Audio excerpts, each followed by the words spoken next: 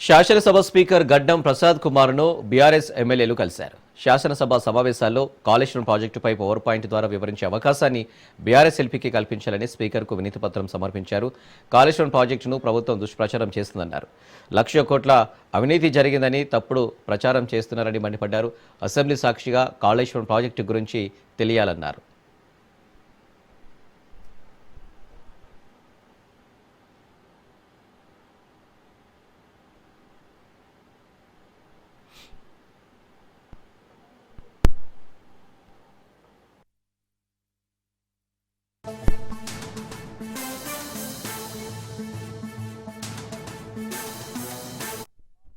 నాయకుల పైన బురద జల్లడానికి మరి అప్రతిష్ట పాలు చేయడానికే ఈ అసెంబ్లీని వేదికగా వాడుకొని ఈ యొక్క ప్రజలు సమస్యలతో ఇబ్బంది పడుతున్న సమయంలో రాజకీయాలకి వేదికగా ఈ అసెంబ్లీని వాడుకుంటుందని చెప్పి ఈ సందర్భంగా మనవి చేస్తా ఉన్నాను.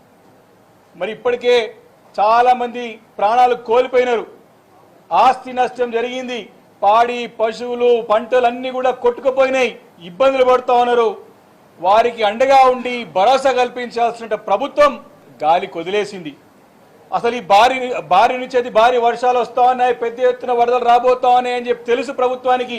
వాళ్ళు అప్రమత్తం కాలేదు, వారి జాగ్రత్త పరచలేదు, వారిని ముందస్తు చర్యలు తీసుకోకపోగా ఇప్పుడు ప్రజలు కూడా సమస్య వలయంలో కొట్టుకుమిట్టాడుతూ ఉంటే, వరదలతో ఇబ్బంది పడుతూ ఉంటే వారికి సరైనటువంటి సమాధానము భరోసా ఆదుకునేటువంటి ప్రయత్నాలు మాని ఈ అసెంబ్లీని వేదికగా వాడుకొని మా పైన రాజకీయ దురుద్దేశంతో ఏర్పాటు చేసినటువంటి పీసీ ఘోష్ కమిషన్ రిపోర్టు చేసి వారు ఇబ్బంది పెట్టే ప్రయత్నం రాజకీయాలు చేయాలి, మేము దాన్ని కాదంటలేము.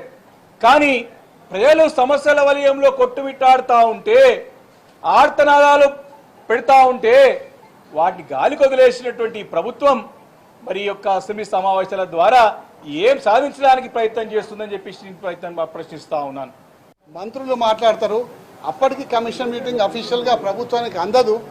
ఈ విధంగా రకరకాల అసత్యాల ప్రచారం చేసుకుంటూ ఒక వృధా ప్రాజెక్ట్ అనే అపోహ ప్రజల్లో కల్పిస్తున్నందుకు కాళేశ్వరం మీద సత్యాలు ఈ ప్రజలకు తెలవాలంటే పవర్ పాయింట్ ప్రజెంటేషన్ని అసెంబ్లీలో మాకు అనుమతించండి. తద్వారా ఈ పవర్ పాయింట్ ప్రజెంటేషన్ ద్వారా రాష్ట్ర ప్రజలకందరికీ కూడా కాళేశ్వరంలో ఏం జరిగింది, ఎన్ని కష్టాల కోర్చి కాళేశ్వరం ప్రాజెక్టు కట్టినరు, మరి 86 పిల్లర్లలో దాదాపు 2 పిల్లర్లు కుంగిపోతే ఆ 2 పిల్లర్లను ఇమీడియట్గా రిపేర్ చేసి మరి ప్రజలకు సాగునీరు అందించాల్సిన